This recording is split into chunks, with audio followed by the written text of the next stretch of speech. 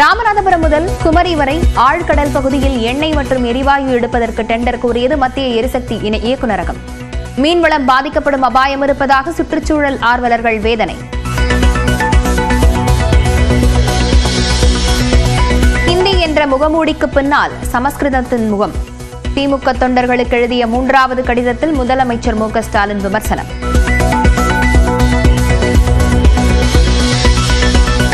விரும்பும் மொழியை யாரும் படிக்கலாம் என விஜய் பேச்சு. வேறு மொழியை வலுக்கட்டாயமாக எப்படி திணிக்கலாம் என்றும் மத்திய அரசுக்கு கேள்வி.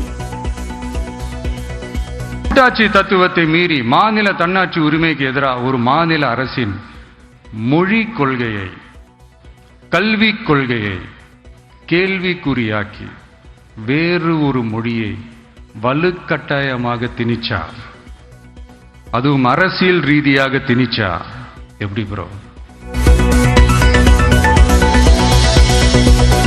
கல்வி நிதி விவகாரத்தில் மத்திய மாநில அரசுகள் எல்கேஜி யூகேஜி மாணவர்கள் போல் அடித்துக் கொண்டு நாடகமாடுவதாக விஜய் குற்றச்சாட்டு. திமுக மற்றும் பாஜக அரசின் செயல் வெரி ராங் ப்ரோ என்றும் பேச்சு. அதான் நம்ம அரசியல் இனிமையும் கொள்கை இனிமையும் 2 பேரும் என்ன பண்றாங்கன்னா, இவங்க 2 பேரும் அடிச்சுக்கிற மாதிரி அடிச்சுப்பாங்களாம். அதை நாங்க நம்பணுமா? மக்கள் நம்பணுமா? What bro, it's very wrong bro.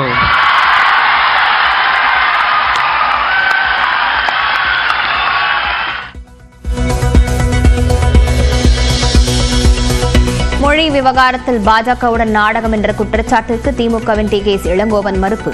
அறியாமையில் விஜய் பேசுவதாக குற்றச்சாட்டு. மொழி விஷயத்தில் பாஜகவோடு சேர்ந்து நாடகம் போடுவதாக பேசியிருப்பது அவருடைய அரசியல் அறியாமையை காட்டுகிறது. விஜய் நடத்தும் பள்ளியில் 3 மொழி கற்பிக்கப்படும் போது தாவேக தொண்டர்கள் மட்டும் 2 மொழியை கற்க வேண்டுமா? வாட் ப்ரோ என தமிழக பாஜக தலைவர் அண்ணாமலை கேள்வி. சகோதரர் விஜய் அவர்களுக்கு நான் நேரடியா பேச விரும்புறேன். What bro, practice what you preach bro. என்ன ப்ரோ, நீங்களே அப்படி பண்ணலாமா? நீங்க ஸ்கூல் நடத்துறீங்க, சிபிஎஸ்இ ஸ்கூல், ஹிந்தி சொல்லி கொடுக்குறீங்க.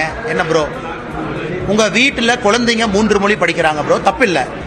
ஆனா உங்க தொண்டர்கள் 2 மொழி தான் படிக்கணும்னு நீங்க சொல்றது நியாயமா ப்ரோ?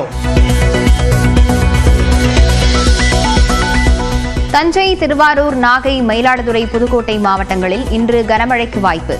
ராமநாதபுரம், தூத்துக்குடி, நெல்லை, கன்னியாகுமரியிலும் மழை பெய்யக்கூடும் என வானிலை மையம் கணிப்பு. கனமழை எச்சரிக்கையால் திருவாரூர் மாவட்டத்தில் நெல் கொள்முதல் நிலையங்களில் உரிய பாதுகாப்பு ஏற்பாடுகள். மாவட்ட ஆட்சியர் மோகனச்சந்திரன் அறிவிப்பு. தமிழ்நாடு முழுவதும் சிவன் கோயில்களில் மகா சிவராத்திரி விழா உற்சாகமாக கொண்டாட்டம். கடும் குளிரையும் பொருட்படுத்தாமல் மனமுருகி ஈசனை வழிபட்ட பக்தர்கள்.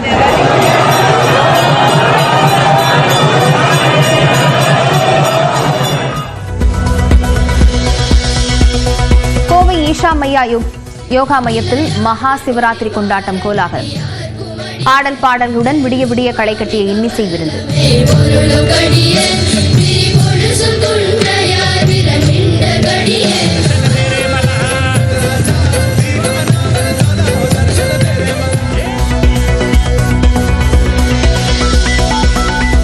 ஸ்ரீவில்லிபுத்தூரில் சிவராத்திரியையொட்டி கொதிக்கும் நெய்யில் கையை விட்டு அப்பம் சுட்ட மூதாட்டி. சுற்றி நின்று ஆச்சரியத்துடன் பார்த்த பக்தர்கள்.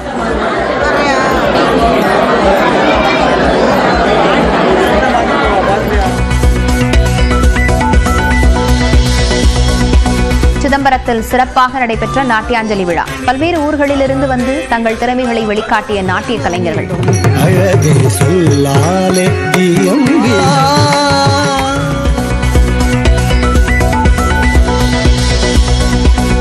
இலங்கை சிறையிலிருந்து விடுவிக்கப்பட்ட 27 மீனவர்கள் சென்னை வந்தடைந்தனர். 2 வாகனங்கள் மூலமாக ராமேஸ்வரத்திற்கு அழைத்துச் செல்ல மீன்வளத்துறை ஏற்பாடு. சீர்காழி அருகே இறந்த நிலையில் கரை ஒதுங்கிய 100க்கும் மேற்பட்ட ஆமைகள்.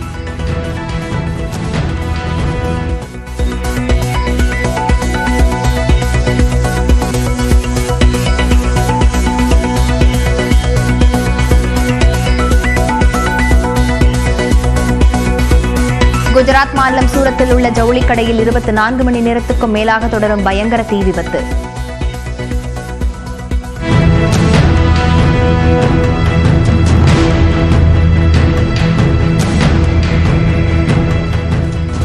₹500 கோடி மேலான பொருட்கள் சேதம் என முதற்கட்ட தகவல். சாம்பியன்ஸ் கோப்பை கிரிக்கெட் தொடரில் இங்கிலாந்து அணியை வெளியேற்றியது ஆப்கானிஸ்தான். பரபரப்பான போட்டியில் 8 ரன்கள் வித்தியாசத்தில் த்ரில் வெற்றி.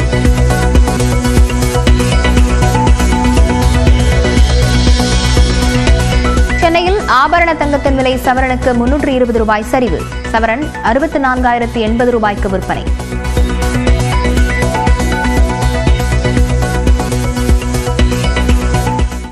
ஹிந்தி சமஸ்கிருத படையெடுப்புகளால் 25க்கும் மேற்பட்ட மொழிகள் சிதைந்திருப்பதாக முதலமைச்சர் மு க ஸ்டாலின் தெரிவித்துள்ளார். ஹிந்தி என்ற முகமூடிக்கு பின்னால் சமஸ்கிருதத்தின் முகம் இருப்பதாக முதலமைச்சர் மு க ஸ்டாலின் விமர்சித்துள்ளார். ஹிந்தி திணிப்புக்கு எதிராக திமுகவின் அதிகாரப்பூர்வ நாளேடான முரசொலியில் கட்சி தொண்டர்களுக்கு முதலமைச்சர் மு க ஸ்டாலின் 3வது மடல் எழுதியுள்ளார். அதில் ஹிந்தி மொழியாலோ அதனை முன்னிறுத்தி மறைமுகமாக திணிக்க நினைக்கும் சமஸ்கிருதத்தாலோ தமிழை ஒருபோதும் அழிக்க முடியாது என்று முதலமைச்சர் குறிப்பிட்டுள்ளார்.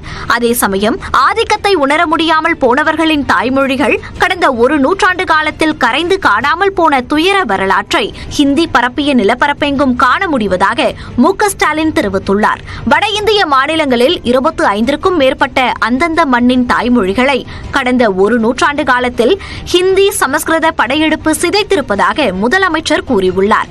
தமிழ்நாடு மும்மொழி கொள்கையை ஏற்றுக்கொண்டால் சமஸ்கிருதமயமாக்கும் திட்டம்தான் எதிர்காலத்தில் நிறைவேற்றப்படும் என்றும் மு க ஸ்டாலின் சுட்டிக்காட்டியுள்ளார். தொகுதி மறுவரையால் தமிழகத்துக்கு ஒரு தொகுதி கூட குறையாது என அமித்ஷா அளித்த பதில் குழப்பத்தை ஏற்படுத்துவதாக இருக்கிறது என திமுக விமர்சித்துள்ளது. கோவை பீளமேடு பகுதியில் புதிதாக கட்டப்பட்ட பாஜக மாவட்ட அலுவலகத்தை அமைச்சர் அமித்ஷா திறந்து வைத்தார். இதேபோன்று ராமநாதபுரம், திருவண்ணாமலை மாவட்டங்களுக்கான பாஜக அலுவலகங்களையும் அமித்ஷா காணொலியில் திறந்து வைத்தார். பின்னர் பேசிய அவர், தொகுதி மறுசீரமைப்பால் தமிழ்நாட்டின் நாடாளுமன்ற தொகுதி எண்ணிக்கை குறையும் என முதலமைச்சர் மு க ஸ்டாலின் தவறான தகவலை பரப்புவதாக குற்றம் சாட்டினார். स्टालिन जी, मोदी सरकार ने लोकसभा में स्पष्ट किया है कि डीलिमिटेशन के बाद प्रोरेटा के हिसाब से दक्षिण के एक भी राज्य का एक भी सीट कम नहीं होगा. தொடர்ந்து பேசிய அவர், காங்கிரஸ் ஆட்சியில் தமிழ்நாட்டிற்கு வழங்கப்பட்ட நிதியை விட பாஜக ஆட்சியில் 5 மடங்கு அதிகம் ஒதுக்கப்பட்டிருப்பதாக கூறினார். எதிர்வரும் சட்டமன்ற தேர்தலில் தேசிய ஜனநாயக கூட்டணி தமிழ்நாட்டில் ஆட்சி அமைக்கும் என அமித்ஷா தெரிவித்தார். तमिलनाडु में मुंबई और हरियाणा से भी बड़े बहुमत के साथ एनडीए की सरकार बनने जा रही है. தமிழ்நாட்டில் சட்டம் ஒழுங்கு சீர்கேடு இருப்பதாக குற்றம் சாட்டிய அமித்ஷா, ஊழல் செய்வதில் திமுகவினர் மாஸ்டர் டிகிரி பெற்றிருப்பதாக விமர்சித்தார். இதைத் தொடர்ந்து சென்னையில் செய்தியாளர்களை சந்தித்த திமுக துணை பொதுச் செயலாளர் ஆர் ராசா, மத்திய அரசுக்கு முதலமைச்சர் மு க ஸ்டாலின் எழுதிய கடிதத்தில் தொகுதி மறுவரையை 1971ஆம் ஆண்டு மக்கள் தொகை அடிப்படையில் செய்யாவிட்டால் குடும்ப கட்டுப்பாடு திட்டத்தை சிறப்பாக அமல்படுத்திய தென் மாநிலங்களின் பிரதிநிதித்துவம் நாடாளுமன்றத்தில் குறையும் என குறிப்பிட்டதை சுட்டிக்காட்டினார். மேலும் அதற்கு அமித்ஷா அளித்துள்ள பதில் குழப்பமாக இருப்பதாகவும் கூறினார். அந்த புரோரேட்டா விகிதாச்சார அடிப்படை என்பது இப்போது இருக்கிற தொகுதிகளின் அடிப்படையில் விகிதாச்சார அடிப்படையில் உயருமா அல்லது இப்போது இருக்கின்ற மக்கள் தொகை அடிப்படையில் உயருமா என்பதற்கு எந்த பதிலும் இல்லை. முழுக்க முழுக்க அது குழப்பமாக இருக்கிறது. இந்த குழப்பத்தை தீர்க்கின்ற விதத்தில் அண்ணாமலை திடீரென்று ஒளிவாங்கியை பற்றி கொண்டு நாடாளுமன்ற உறுப்பினர்கள் தொகுதியின் எண்ணிக்கையில் அடிப்படையும் என்று உறுதியாக அவர் தெரிவித்திருக்கிறார். அப்படி அவர் சொல்லவில்லை. உள்துறை அமைச்சர் அப்படி சொல்லவில்லை. அப்படி சொல்லியதாக இவராக ஒரு புது கருத்தை சொல்லுகிறார். தமிழ்நாட்டிற்கு தொகுதிகள் குறையாமல் வட மாநிலங்களுக்கு தொகுதிகள் அதிகரித்தால் அதுவும் அநீதியே என்பதற்காகத்தான் முதலமைச்சர் அனைத்து கட்சி கூட்டத்திற்கு அழைப்பு விடுப்பதாகவும் ஆர் ராசா விளக்கமளித்தார். புரோரேட்டா என்பது விகிதாச்சார அடிப்படை என்பது 71வது இருக்கின்ற 71இல் எடுக்கப்பட்ட சென்சஸ் அடிப்படையில் இப்போது இருக்கிற நாடாளுமன்ற உறுப்பினர்கள் எண்ணிக்கையில் அப்படியே உயர வேண்டும். அப்படியே உயர்வுனா என்ன அடிப்படையில் உயர்த்தணும் இருக்குல்ல? 71ல மக்கள் தொகை அடிப்படையில் குழப்பறதுக்காக தான் அதை ஃப்ரீஸ் பண்ணிட்டாங்க. இப்ப நீங்க 840 இடத்த 848 இருக்கைகள் நீங்க போட்டுறீங்க நாடாளுமன்றத்தில். 848 இருக்கைகள் போட்டீங்கன்னா நீங்க மக்கள் தொகை அடிப்படையில் போனீங்கன்னா எங்களுக்கு குறையும். புரோராட்டா பேசிஸ்ல போனா எங்களுக்கு குறையும். அப்போ அந்த அடிப்படையில் இல்லாம 71 என்ன சொன்னாங்களோ அந்த மக்கள் தொகை அடிப்படையை பேஸ் பண்ணிக்கிட்டு இப்ப இருக்கிற 40 புரோராட்டாவா எல்லாத்துக்கும் உயர்த்தினா எங்களுக்கு உயர்த்தணும்.